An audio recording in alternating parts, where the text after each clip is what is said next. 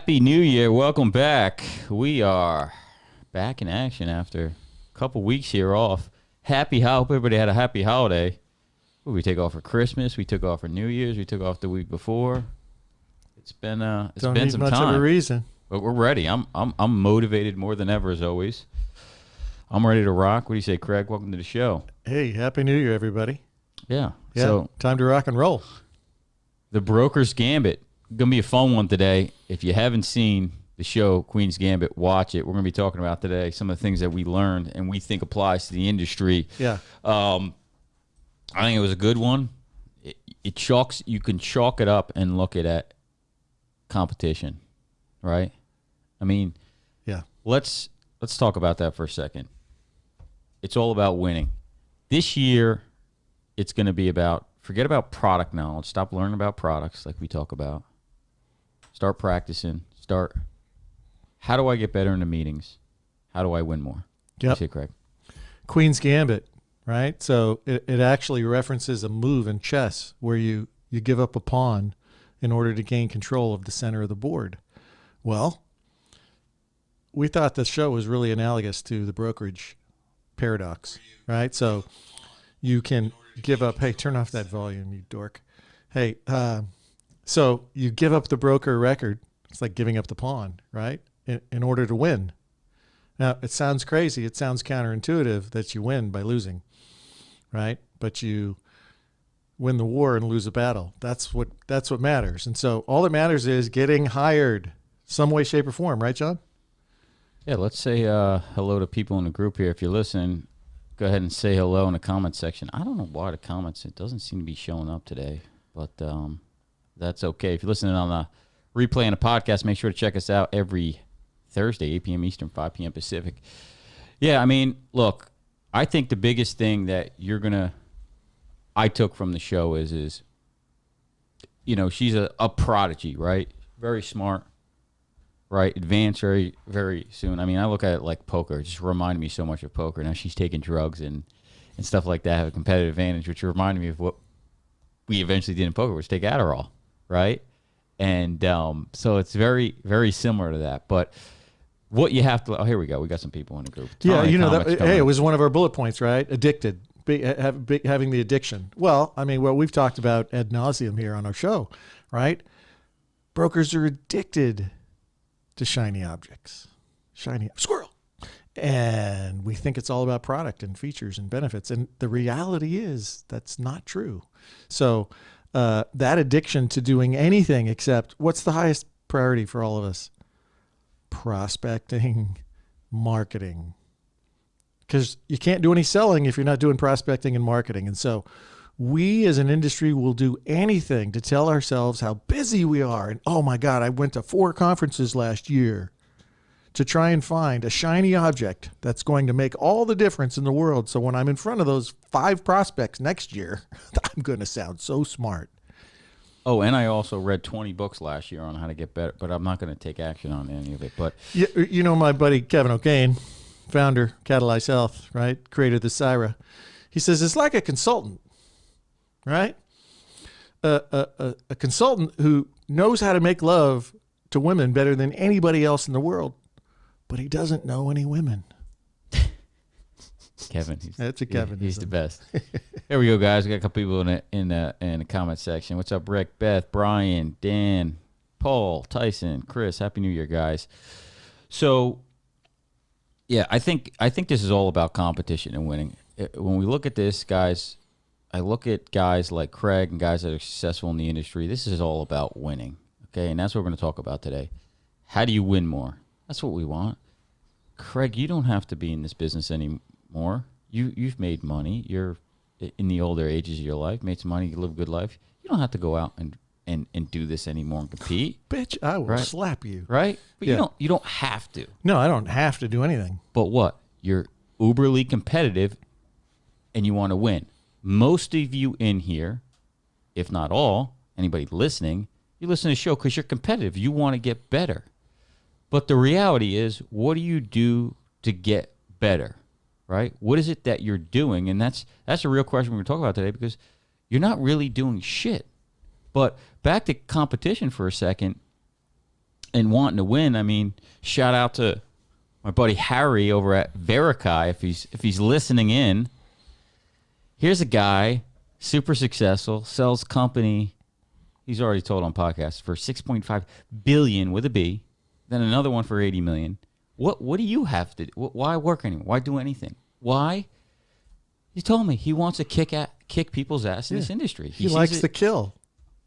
He wants to kick people's ass. He's uberly competitive. It's not about the money. You and I, the money comes with it. It was like poker. You sit at a table. I just want to kick people's ass. I wanted to beat everybody. It had nothing to do with the money. The money was how you kept score. It was fun. It was good. But it was about the competition, which leads me to, how do you become better? How do you become competitive? How do you become the grandmaster in chess, if those that don't know what that is? Right? Well, practice. Yeah. Did you watch the show? We're talking about practice? Yeah, that's right. Talking about practice? If you watch Shout out the to show, Allen Iverson. Yeah, if you watch the show, what did you notice?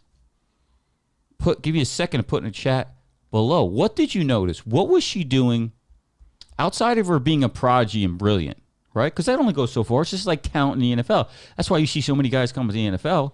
They win the Heisman in college. They're superior athletes. They come to the NFL and they fail miserably. It's kind of a year. Yeah. Why? Because the skill only gets you so far, right? What was she doing on the plane? Let's see if anybody puts on the thing. What was she doing in the hotel room? Well, if you watch, she was reading and studying other players' chess moves the whole time. The majority of the show, they made that a point. She's practicing, right? What do they say? I forget what they call it in chess. It's like, go replay the game and the moves. Right, go back to the moves. Yeah, you set up the that's why board. they write down all their moves. She didn't even know that, so she became this prodigy, and she was playing at these high levels. And one day she says, "What are you guys writing down?" she didn't even know. Yeah, every move, right? It reminds poker in hand history. But what you saw was the amount of practice she put in. Hey, I got a big game tomorrow. I'm studying, Mom. Leave me alone, right? And we're going to go into how this applies to us. But that's what it's about. I mean, how much time are you spending to get better? Let's go to NBA because Craig loves basketball. Let's look at the average NBA player, right? You think of Jordan, right? Kobe, outworked everybody, right? So, again, back to talent like she had, the prodigy, the skill set in the NFL and NBA. They've got this God-given talent, right? But why do so many not go to or why do guys like Terrell Owens go third round, Tom Brady, 200 pick, and all of a sudden they're one of the greatest receiver ever, greatest quarterback ever? How is it that they do that? Yeah, it depends on your wiring, right? So a lot of those guys, they got that chip on their shoulder, and man, that has carried them through their whole career, because no matter what, they were always told they're too small, you're too slow, you're too this, you're too that, and so they use that as motivation, right? Or it may just be that, they were in the wrong place at the wrong time. A lot of times, if you end up on the wrong team, and this could be, you end up at the wrong agency, right? Well, they're old school, right? They don't believe in this. How many brokers you talk to go, well, they don't believe in that and this and those. They don't, they just sell the old school way. And it's like, okay, you're never going to shine. I mean, who do you go to for advice when you're trapped and you're stuck in an agency where you can't? There's no mentors. There's no fresh ideas. There's no innovation. Maybe it is on the PNC side, but maybe not on the health. The health is just where brokers go to die. You've got to figure that out. Sports, same way. Yeah. Shout out to my buddy Kelly on Poker Queen on the show here. I told her I was doing an episode on this stuff and going to be talking about poker to join. It's like, you got to practice, right? So let's look at why Kobe and them were the greatest. So 3 to 5 NBA games a week, okay? They're practicing 400 or 500 times a year for the games. Let's walk through how often on a day off, how much work is put in. 2 90-minute walkthroughs on average. 2 90-minute walkthroughs, then a 120-minute practice. Okay, those that don't know, that's an 2 hour and a half, right? That's 3 hours of walkthrough, 2 hours of practice, 5 hours, right? Per day. Wait, I'm not finished. Now they have to, what? Work out personally. That's an hour or so a day. Then what are they doing? Film session. So they say the greats, Kobe and them, on average, the personal stuff, not walkthroughs, not practice on the court, right, playing, was 7 hours off per day. 7 hours, okay? On game day. Yeah. On game day, it was set. Kobe would come in, 8 o'clock game. He'd come in at 10, 7 hours. Who knows what he did before? But this is how much time he put in before the game to win. Okay? So add that up, and now let's flip back and look at it on us. What's our game time? It's the meeting, right? That's the game. Well, our first problem, right? We talked to how many brokers. Half of you are lucky if you show up on time to the meeting, well, for starters. That's another story. But how many actually get reps, right? So how many meetings do you actually have? So let's say you're lucky and you get 40 meetings a year, which most of you don't because you're not prospecting. 40 is not enough to be good. That's less than one a week. So if you just did that, you're never going to be sharp enough. Every meeting is, let's call it 10 days or so, or 8 to 10 days. You just can't stay sharp enough for that. What are we doing? And that's just game time. Games only. Yeah. We're here to talk about practice, studying. How many of you study selling? How many look in the mirror and actually practice out what they're going to do and say and go through their stuff in advance? So how many hours a week or how many days a week are you actually practicing for the meeting? You want to win a championship. You want to be competitive and win against your competition, right? Heads up advisor, heads up poker, one-on-one. You're competing against the incumbent who has a massive advantage. Or the big box chain store, who's going to throw pretty typically the same sales routine out every time. It's like a dance step, right? They're going to do the same dance steps every time. And so if you're not preparing on how do you counter the fact that they say they have a wellness MD and a pharmaceutical, MD and ERISA counsel and that does squat. They're going to out-resource you to death. So how are you going to change the conversation so you're not competing with them on their playing field? You have to get them to compete against you on your playing field. What do you do to control the conversation? Look, that's a whole nother episode on what that conversation is. But that's part of practice. Yeah, that's a whole nother, because your skill set and what you're pitching is a different battlefield than them. But now you got your battlefield that you want to play on. How well do you know it? What do you say in the first high stakes advising event on the clip? It's like all we sell is confidence and certainty. Either prospect has it in you or they don't. Absolutely. And that's by practice. Confidence. It comes out like butter. This show, I'm not a pro radio person, but I can do these shows a lot better than I could when I started because you've done so many of them. Yeah. Right? And that just comes with repetition, do it over and over. Here's another thing I liked in the show. It doesn't matter what your age is. If you think it does, it's just a lie you tell yourself. So the old Russian guy who was like the master, right? It's like, well, nobody's beating him, right? He had one comment during the movie. He goes, look, I can beat everybody, but time. I can't beat time. And so for me, it was like, that's right, man. The younger, look, we know from talking to so many brokers, I mean, a lot of times the ones who take action tend to be the younger ones. They haven't become jaded, skeptical, or know-it-alls yet. They have the ability to just see something and take action, whereas the older group wants to study it, analyze it, and then forget about it, procrastinate, with it. And never do anything new.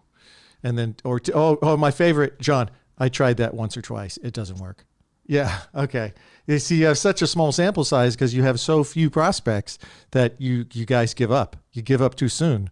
And so this guy's in the Queen's Gambit was, hey man, age doesn't matter. You can be a stud. Yeah. And he's like, I don't know how much longer I can do it because of age. I think he said that, right? It's like, how much longer can I win against these young people? Why? And I remember an interview with Kobe. He goes, look, and I felt like this was me, even to this extent in the market, because I'm not married with kids. Like, you guys that want to compete and practice as much as me, they can't dedicate that time. and the amount of time in practice that I can. They just can't do it. They're not that driven. Yeah. Not only that is they don't have the time when he first started. He didn't have the kids and the wife yet, and it's like they can't put in the time and effort I can. So even though they're as good as me skill wise, they just can't put in that extra time where I pick up my competitive advantage. Because you see Jordan, Kobe, and all these guys, it's like they were the hardest worker. They outworked everybody. Quick story: Jerry Rice, arguably the best receiver ever. Right? Another guy, not the most talented, not like some of these NFL receivers you see, freaking Odell Beckham catch a ball with 2 fingers and do a backflip, right? Not like that. Route runner. Won the Super Bowl. I might have told this story on the show before. It's a really good story. It was on the, behind the scenes or whatever on NFL Network of him. It's like, we win the Super Bowl. This is Steve Young, quarterback, Hall of Fame quarterback, goes, I go to the stadium. I left something in my locker. This is the day after the Super Bowl. I walk out to the back. I take a peek out the back. Who's in the back running routes? Jerry Rice is running routes on the practice field one day after winning the Super Bowl. Okay? That's a difference between the best in the industry, or what separates them. So you ever see in the NFL, the skill level is so good, but how is it that some of these guys are just that much better? Right? How is it that they're that much better? I'll even say is Craig, when I first met you at the conference, and there was a lot of good guys there, and you could just see everybody was, the top guys were here, and then you were just a little bit way ahead of them. And it's like, what did you do? I had to figure out what you did. And then I realized, student of the game. I didn't fall down on top of the mountain. Nobody does. You got to work. You got to be dedicated. It's so simple. I mean, the formula for success is proven over time. It's always been there. If you want life to be easy, you got to be willing to do the hard stuff. If you're not willing to do the hard stuff, life will never be easy. It is so simple. The other way that I've said that in the past is, be willing to do the things that unsuccessful people aren't willing to do. It is so simple.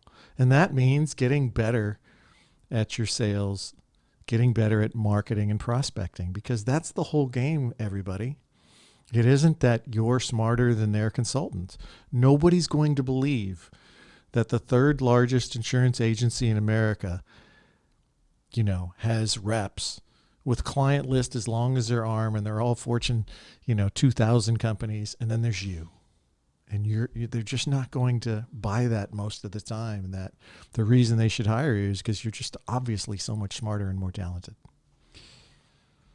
Let's look at some things that you could take from the show and some ideas. Okay, I was lucky enough to come from poker and just didn't realize that people didn't do this in the industry. It's like, no, if you play 30 hours on the table a week, you spent minimum 30 hours practicing study. Well, what would I do? I used to record. I used to have my cell phone, right? You guys all have one of these. You just hit the record button, audio on your thing. You put it right here on the desk. Nobody knows.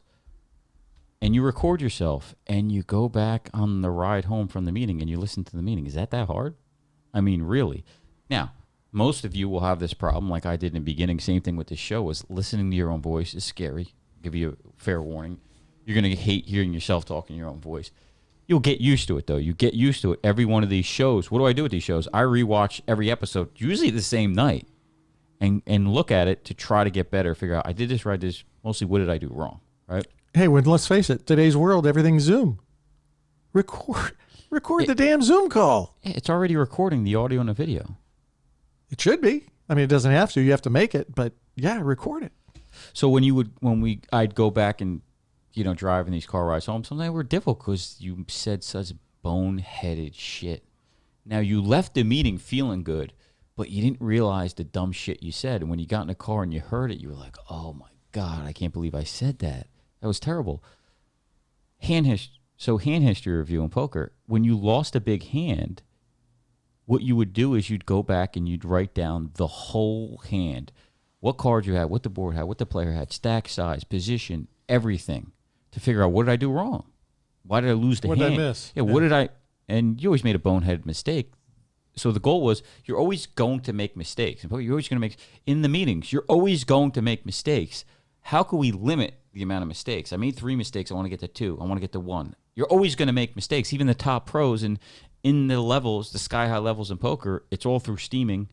They get emotional. They make mistakes. That's how they lose. Who can make the least amount of mistakes?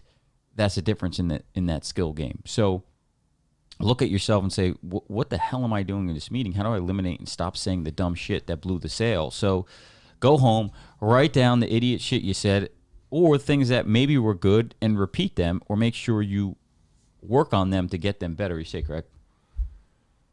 I agree, man. Yeah, that's solid. It's all about putting in the time, pay the price, but it's not about the things that, most of your peers are going to tell you, right? Do you know about the new ICRA thing? It's just not about that. Everybody needs more prospects to talk to. That is the start and the finish. I got one for you. Peer community, right? At Virtue Health. Oh, yeah, show sponsor, Virtue Health. I'm not even going to pitch it today. But Virtue Health, we're going to be releasing the Hunter Club. We're going to be doing weekly sales calls. What are the sales calls going to be about? It's going to be about peers that are in the business doing this and meeting with people, right? The only people that get in the club are people meeting with prospects. So you're going to be put on the hot seat every week of who had meetings that week, and you're going to talk about the meeting, the objections, all those different things. You're going to hear great ideas from peers. You're going to see top guys closing, newer guys that got better ideas. You're going to share in the community of peers that are doing the same thing as you to grow your business, to get better. What do you say? Iron sharpens iron? What were you saying about the chainsaw the other day? Oh, yeah. You were talking to some guy on the phone, and he's, he's hemming and hawing and making excuses. And it's like, well, I got, people in the broker, they call on me, and right? Sound familiar? Yeah. And it was like, wait, okay, let me get this straight. So you cut down trees for a living, but you never sharpen your axe. It doesn't make any sense, right? Spend some time, sharpen your blade, and you'll cut down more trees and you'll make more money, right? So one of the things, I think one of the bullet points was, I know it was like you're going to feel like you're in control once you have mastery. Oh, better skills equals higher stakes. Yeah, that's the one I was looking for, right? So you guys, everybody wants to go upstream. Let's face it. If you want to know what a agency's worth, just call Marshberry and go, what's the multiple on the valuation? Above 1.0 or below 1.0 for the 1 to 50 business, small group. There ain't no future in that. Now, can you make a living? Sure, I guess. But you got to go upstream. And so in order to go upstream, you need to be better than you are today. And you need to keep expanding. So, if you've got that one elephant at 500 lives or that one elephant at 1,000 lives, you got to figure out how to make that mainstream for you. And when you do that, you've got to have better skills. You have to hone your skills. Because if you don't, and you keep making the same pitch that you were making for the 75-man group or the 300-man group to the 300-man group or the 3,000-man group, it's probably not going to work. And since you don't have enough prospects, you're hanging your whole future, which college your kid's going to go to based on you being able to get that broker record because you don't have enough prospects. So at the end of the day, all that happens is if you don't work on your game, sales and marketing, then you're going to regress. It's called regression to the mean. You're going to go and revert back to whatever level of training you have. And if that can't compete against Marsh, Mercer, Gallagher, Willis Towers Watson, USI, Hub, McGriff, Brown & Brown, need I go on? You get the point. You've got to know how to compete against them, how to beat them. And what do you got to do? You got to get your reps in. Another idea, go back to the fundamentals. I always say have a script. So maybe you want to go, what the fuck am I saying in these meetings? Am I really just free rolling it? Do I have some structure? Because unless you're doing this, which none of you are pitching, like on the wholesale side, right? Craig pitches 5-10 employers sometimes a week. So it's sharp. It's pretty consistent. You remember what you're doing. When you don't pitch somebody for 8 to 10 days, what happens? Maybe it's not as smooth as come out, right? You don't hit on all the points. You don't hit all the questions. Right now, it's so easy. You can cheat. Remember we talked about that, the cheat sheet for Zoom. Just have your questions that you want to remember to ask out right in front of you because you can cheat. So you make sure you go back to the fundamentals and have a structure of that first meeting, what you want to go to. Now, I will tell you the meetings are going to be a little different on Zoom. They're a little bit more pitchy. It's more of a pitchy environment, pitch mastery. Yeah. But versus so much of the question thing. So you got to tweak the conversation, tweak what you're doing here. But yeah, go back and have a script. We used to call it the ledge, cold calling, right? If you're cold calling, you have a script. Yeah, you can unconsciously competent on doing it because you're calling all day and every day. So then you don't need it. But when you're not doing it regularly, you go back to the script. So have some sort of script to work off. Don't think it's I'm too good. I don't need that. No, none of us are too good. And unless you're telling me you're getting that many reps a week, which pretty much nobody is unless you're doing wholesale, you're just not going to be that good. It's so true, man. You've got to invest in yourself. It's not an expense. It's an investment. And that's what's going to make you better. You know, I speak from experience. You see all the things that I pay for. I pay for training and education and books and all. Yeah, I mean, talk about it. You just your mastermind with. We won't mention names because we won't tell you who it is. But what's that? $2,000 plus a month. Then you just signed up for another thing, coaching thing, which was what, $3,000 to $5,000. I mean. Yeah, I mean, it's just the cost of doing business. I mean, if you want to be better, look, this is the way I've always viewed it. If I want to get through the learning curve and shorten my learning curve, shorten the gap, if you will, shout out to Mark Lack, then what you got to do is you got to pay somebody or something to learn what it is you need to learn. Right? So, I signed up for a coaching program on running a business with almost 50 employees. That's not what I spent my time doing growing up. That's just one area of my business life, right? I never stop with sales and marketing and prospecting, coaching, I mean, training. you just hired another person. I remember is walking your office and you're on a call with somebody else to pay them to revamp your whole sales process and story specifically for HR people who they push you down to at times. Yeah. Right. I have 4 different vendors that I'm contracted with right now to help scale our sales production because we have, different markets require vastly different presentations. And I recognize my strengths and I recognize my weaknesses and I bring in people that are, I bring in the people who are uniquely gifted at the things I suck at. Okay. So you got to pay for that. So I pay for that and I can rationalize it because I know that if they can help me scale presentations, talking to people I don't enjoy talking to because most of the time they're just not the right people for me, then so be it. Right? I can create a solution that doesn't have to involve me, that will scale, that's created and designed by people who know how to deal with the different buyer personas out there. So yeah, it never stops. Unless of course, hey, comfort kills achievement, baby. If you're comfortable with your lifestyle, you're not going to do anything.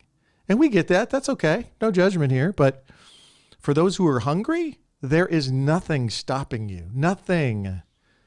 Get out your credit cards and double down, baby. Do it. Yeah, I mean, how many hours a week are you practicing? That's what, as we close out the show here, is just figure out, go ahead, be honest with yourself. How many hours a week are you practicing? I talked to our advisor yesterday. It's like, hey, you didn't show up to our Hunters Club call. What was, I get, this. I go, bullshit. Don't fucking tell me you're too fucking busy. Put it on your calendar every week and schedule around it. Your close ratio right now is going to suck and it's going to keep going down unless you get better. So if you want it to go up, make it happen, build around it. Kind of end with this. Elon Musk, he said, it's actually very simple. If you just work 16 to 18 hours a day, I learn and get double the amount of work done than a normal person. I'm doing 2 years of work in 1 year. That gives me a competitive advantage. So I can do 10 years of work in 5 years. So I work. And that's the kind of the mindset you had to have, realizing is why did Kobe and Jordan and LeBron out-practice everybody? You think because they wanted to get better and have a competitive advantage. When I first started, That's what I did. I put in so much time, 12 plus hours a day, studying, learning, getting better, pitching, self-funding when I started, not knowing what the hell I was doing, but knew I was behind. But I knew age didn't matter. I said, I just got to speed up my learning curve here and outwork these guys to get closer to them faster, because I was going to beat the guy 20 years in the business, and I had no business. So why would they ever hire me? Yeah. But now, now you know better, right? So there's another version, right? So you got a guy like Ed Milet, Ed, right? Ed says, hey, shit, you're lucky if you get 4 hours of solid, productive work in a day. So if you could control your lifestyle and be disciplined enough to work 12 hours in a day where you only do shit that is the most productive work for you to do.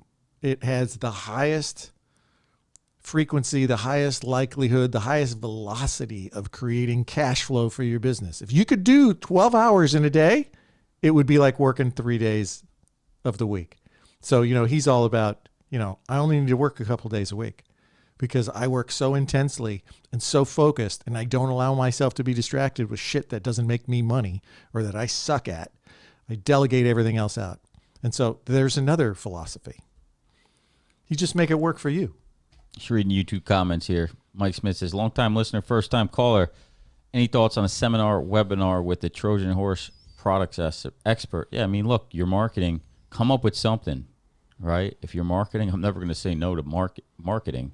If you could sell that on the masses instead of one by one, always do it. The answer is yes, yes, and yes. So that being said, we're going to keep delivering you guys some episodes. We're going to bring on some guests this year. If you have any guests, sales experts, whoever, let us know. We'll try to get them on the show. We've had some success getting some bigger guys, if you like. We're going to have my brain coach on in the next 30 days. That'll be interesting. We're going to have to talk a little bit about myself and shit that we're doing for me and how it applies into our industry, talking about communication styles. That'll be R-rated. No kids on that show. Yeah. Communication styles we'll go into, right? You've done a great breakdown on CFO, CEO, HR. What are their 6 human needs? And now how do we look at the communication styles? Directive, requestive, nurturing, and I forget the other one. But it's like beating around the bush. Indirect, yeah. Right? So how do we identify who that person is we're talking to? Because if John Sprocker talks the way he likes to talk, a directive manner or requestive manner to a prospect, that's a nurturing and it doesn't like directive, they will never hear me because only 10% of the population hear me. So how do I change the way I speak in a communication style to insert, I went through opening pitches with her in Zoom, and this is the level of practice and psychology that I use in the selling and working up to pitches. Wait, you're taking responsibility for your results? Shh. Wow. Yeah, the hours upon hours of figuring this out.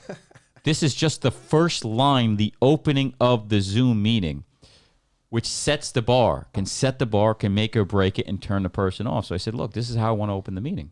She's like, no, that's terrible. That's a directive standpoint. You will only hit 10% of the population. Now, you may do that in your marketing. You want to identify, I only want to pull the cool kids out 10%. But that's on a scale. I'm now one-on-one. I can't speak to only 10%. Now, if I'm a CEO, yeah, maybe I can. But we rewrote the opening of 2 or 3 lines to include the nurturing factor, which applies to 35% of people, and the requestive. So I'm up to 65, hitting 65% of communication styles with my opening versus 10. See the difference? Do you see how thought out it is? There's no product in there. There's no shiny object that's going to make them jump. It's just, how do I talk to the person the way they want to talk to me so they hear me when I go through my pitch, my value prop, and my communication? If I don't communicate right to them, think about it. I'll end it with this. Think about it when you talk to people and there's no response. You're like, what the fuck? This is brilliant. I just gave them advice. I don't understand. Why are they not listening? Why did they blow me off? Because you didn't talk to them the way they needed to be talked to. Maybe you got to ask for permission. We'll end it with that. Guys, we'll see you next Thursday. Same place, same time, 5 p.m. or 8 p.m. Eastern, 5 p.m. Pacific. Heads Up Advisor, thanks for joining us, guys. Peace. Get your ass out and practice.